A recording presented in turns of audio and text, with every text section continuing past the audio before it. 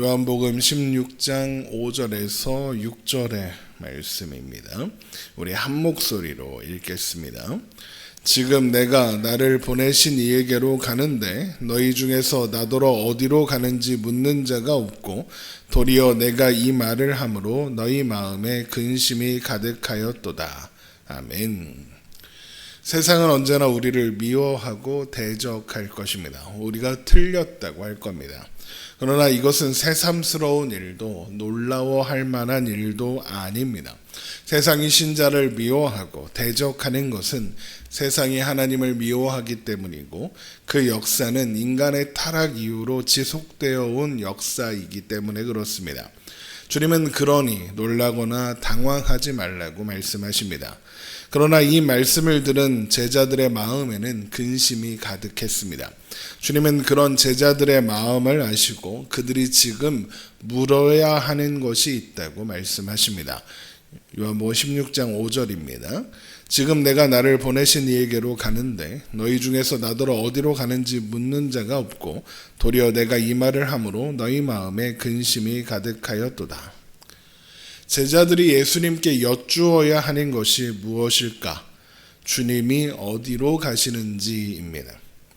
예수님은 자신을 보내신 분께로 가실 것이며 그때가 임박했습니다. 그러나 예수님이 떠나시는 것은 믿는 자로 하여금 아버지의 집에 영원토록 거할 곳을 예비하기 위해서 가시는 것이고 그분의 떠나가심은 그분의 부재를 의미하지도 않습니다. 그들을 고아처럼 버려두지 않으시고 성령을 보내셔서 성령을 통하여 영원히 함께 하실 것이기 때문에 그렇습니다. 예수님이 떠나신 후에 세상이 제자들을 미워하게 되는 것은 예수님의 부재로 인해서 일어나는 일이 아니라 그것이 세상의 본질이기 때문인 것도 미리 알려주셨습니다. 그러나 예수님의 부재와 그로 인해 닥칠 시련의 경고, 출교와 살해의 위협은 제자들을 근심하게 하기에 충분했습니다. 그런데 제자들의 근심은 단순히 출교와 살해의 위협 이런 것에 대한 두려움 때문은 아니었을 겁니다. 그들의 근심은 그들에게 시련을 줄 존재들이 소위 말하는 유대 사회에 주류나는 데에 있었습니다. 그동안 제자들은 예수님과 함께 다니며 그들과 적대했습니다. 제자들이 보기에 그들은 메시아를 알아보지 못하는 가짜였을 것이고 이제 예수님이 왕이 되시면 저들을 몰아내고 자신들이 주도권을 잡게 될 거라고 생각했을 것입니다. 그런데 예수님은 지금 정반대의 이야기를 하고 계시는 겁니다. 예수님의 부재와 주류 사회의 승리, 그로부터 가해질 고립과 시련, 이것이 제자들이 원하는 결말이 아닌 겁니다. 그래서 예수님은 지금 내가 나를 보내신 이에게로 가는데 너희 중에서 나더러 어디로 가는지 묻는 자가 없다라고 말씀하시는 겁니다. 그런데 요한복음 13장을 보면 베드로는 예수님께 어디로 가시느냐고 물었습니다. 우리 요한복음 13장 36절을 봅니다. 시몬 베드로가 이르되 주여 어디로 가시나이까?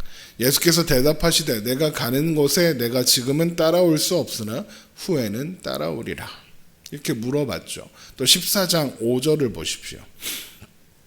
14장 5절을 보면 도마가 또 묻습니다. 도마가 이르되 주여 주께서 어디로 가시는지 우리가 알지 못하거늘 그 길을 어찌 알겠사옵나이까. 이렇게 도마도 예수님이 어디로 가시는지 우리가 모른다고 한탄한 바 있습니다. 그런데도 예수님은 지금 제자들이 묻지 않고 있다라고 말씀하시는 거죠. 예수님은 제자들이 이미 물었음에도 불구하고 왜 묻지 않았다라고 말씀하시는 걸까? 그 이유는 묻기는 물었으나 그래서 가르쳐 주셨으나 제자들이 예수님의 대답을 믿지 않았기 때문에 그렇습니다. 받아들이지 않는 겁니다. 제자들은 예수님의 말씀을 믿지 않았습니다. 주님은 분명 주님이 떠나시는 것이 그들에게 유익이 되고 기쁨이 될 거라고 말씀하셨습니다. 그렇다면 제자들은 예수님의 말씀을 근심과 걱정의 근거가 아니라 믿음의 근거, 기쁨과 감사의 근거로 삼아야 할 것입니다. 예수님께서 이제 일이 일어나기 전에 너희에게 말한 것은 일이 일어날 때에 너희로 믿게 하려 함이라 라고 말씀하셔서 예수님의 말씀은 근심과 걱정의 근거가 아니라고 이미 가르쳐 주셨습니다. 그런데 제자들은 예수님의 말씀을 믿지 않았고 그래서 근심하는 겁니다. 그런데 이걸 반대로 이야기하면 한편으로는 제자들이 근심하는 이유가 예수님의 말씀을 믿었기 때문이기도 합니다. 이게 뭔 말이냐? 제자들은 예수님께서 말씀하시는 이제부터 있을 일은 믿었습니다. 앞으로 일어날 미움과 출교와 박해와 죽음에 대한 예수님의 말씀을 믿었습니다. 그렇지 않았다면 근심하지도 않았겠죠. 하지만 예수님의 떠나심으로 인해서 시작될 좋은 일들, 그들이 참 포도나무이신 예수님과 하나님과 하나가 되어 열매 맺는 존재가 되는 것, 성령님이 오셔서 그들과 함께 영원히 계실 것, 그로 말미암아 아버지 집에 마련된 그들의 처소가 보장되었다는 것, 그렇게 세상에서 하나님 나라를 누리며 살게 되었다는 것은 믿지 않았습니다. 제자들 참 이상하다. 어떻게 같은 예수님이 하시는 말씀을 어떤 건 믿고 어떤 건 믿지 않을 수가 있느냐, 이런 생각이 드실 수도 있겠습니다. 하지만 사실 그건 우리의 모습이기도 하지 않습니까? 우리는 종종 하나님의 말씀 중 일부를 선택해서 믿습니다. 보고 싶은 것만 보고 읽고 싶은 것만 읽으며 듣고 싶은 말만 듣고 싶어 합니다. 말씀도 마찬가지입니다. 말씀도 믿을 것을 선택합니다. 어떤 사람들은 하나님의 율법과 심판의 말씀만 믿습니다. 그래서 하나님을 일거수일투족을 감시하며 지켜보다가 뭐라도 하나 실수하면 득달같이 달려와 혼내시는 무섭고 두려운 분으로 생각합니다. 이런 사람들은 그것이 거룩한 것이라고 생각하면서 신앙생활을 항상 두려움과 떨림 가운데 합니다. 이런 성도님들을 많이 만나본 적이 있습니다. 반면에 어떤 사람들은 한없는 하나님의 사랑을 드러내는 말씀만 믿습니다. 이런 사람들의 신앙생활은 철없는 아이와 비슷합니다. 하나님을 언제든 내가 원하는 것을 이루어 주어야 하는 분으로 생각하면서 그렇지 않으면 금방 실망하고 서운해합니다. 어떤 사람들은 기분 좋아지는 말씀만 믿으려 하고 어떤 사람들은 절망적인 미래에 대한 말씀만 믿으려고 합니다. 그래서 요한계시록 같은 말씀을 놓고 이제 막 이런 일들이 일어날 때니까 우리가 준비를 해야 된다. 지진이나 자연재해가 일어나면 그런 말씀을 빗대어서 사람들을 협박합니다. 그런 태도를 우리 또한 가지고 있다는 겁니다. 하지만 이런 태도는 하나님에 대한 오해를 낳고 신앙을 잘못된 길로 들게 만듭니다. 신자는 말씀을 띄엄띄엄 읽고 띄엄띄엄 믿으면 안 됩니다. 예수님의 말씀에서 우리가 믿어야 하는 것은 그 말씀 전부이지 일부가 아닙니다. 성경도 일부가 아니라 전체가 하나님의 말씀이고 믿음의 대상입니다. 그 말씀이 우리에게 하나님을 계시하여 하나님을 알게 하고 구원에 이르는 지혜가 있게 합니다.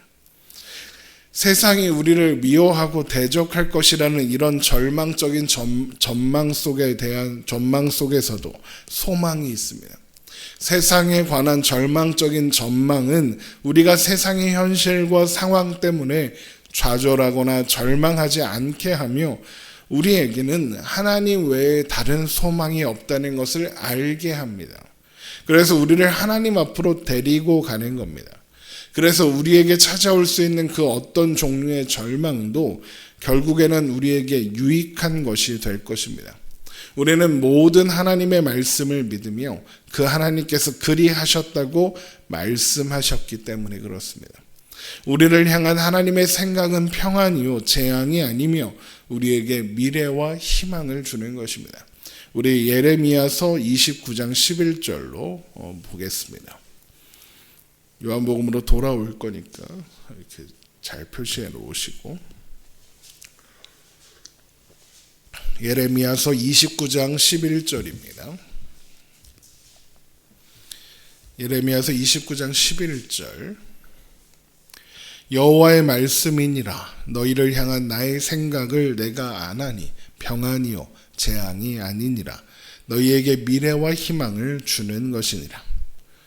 그런데 우리는 예수님께서 오늘 본문에서 제자들에게 하신 말씀처럼 물어야 할 것을 묻지 않습니다. 우리는 하나님께서 우리 가운데 하시려는 일이 무엇인지, 왜 성경에는 우리가 이해할 수 없는 이야기가 기록되어 있는지, 또 그 말씀이 우리와 어떤 상관이 있는지 묻지 않습니다. 대신 두려워하고 불안해합니다. 하나님은 그런 우리에게 물어보라고 하십니다. 물어보면 가르쳐 줍니까? 네, 가르쳐 주십니다. 그렇게 약속하셨습니다. 그렇게 하시려고 성령님을 보내셨습니다. 요한복음 14장 26절에 보혜사 곧 아버지께서 내 이름으로 보내실 성령, 그가 너희에게 모든 것을 가르치고 내가 너희에게 말한 모든 것을 생각나게 하리라 하셨습니다. 우리가 절망과 좌절에 빠져 있을 때, 우리가 두려워하고 있을 때 우리를 향한 하나님의 약속들을 성령님께서 생각나게 하십니다. 그래서 요한복음 14장 27절에 평안을 너희에게 끼치노니 곧 나의 평안을 너희에게 주노라 하시는 겁니다. 하나님의 법이, 하나님의 심판이 두렵습니까? 앞에서 읽은 예레미야 29장 11절 앞에는 이런 말씀이 있습니다. 예레미야 29장 11절 바로 앞절 10절을 봅니다. 여호와께서 이와 같이 말씀하시느니라. 바벨론에서 70년이 차면 내가 너희를 돌보고 나의 선한 말을 너희에게 성취하여 너희를 이곳으로 돌아오게 하리라. 그리고 나서 11절입니다. 여호와의 말씀이니라. 너희를 향한 나의 생각을 내가 아나니 평안이요 재앙이 아니니라. 너희에게 미래와 희망을 주는 것이니라. 하나님의 심판과 하나님의 심판의 경고는 그분의 백성들을 버리고 심판하기 위한 것이 아니라 고치고 돌이키게 하기 위해서라는 겁니다. 재앙이 아니라 평안을 주려고 하시는 겁니다. 그래서 우리는 오늘도 말씀 앞에 겸손하게 서야 하는 겁니다. 말씀을 어떤 것은 받아들이고 어떤 것은 받아들일지 말지 고민하고 선택하는 것을 멈추고, 하나님께서 우리에게 무엇을 말씀하시고자 하는가 눈을 똑바로 뜨고 읽고 귀를 기울여 들어야 합니다. 그리고 기록된 말씀을 생각나게 하실, 그래서 하나님의 마음을 알게 하실 성령님의 도우심을 구해야 합니다. 이것이 말씀을 대하는 신자의 태도인 겁니다. 기도하겠습니다.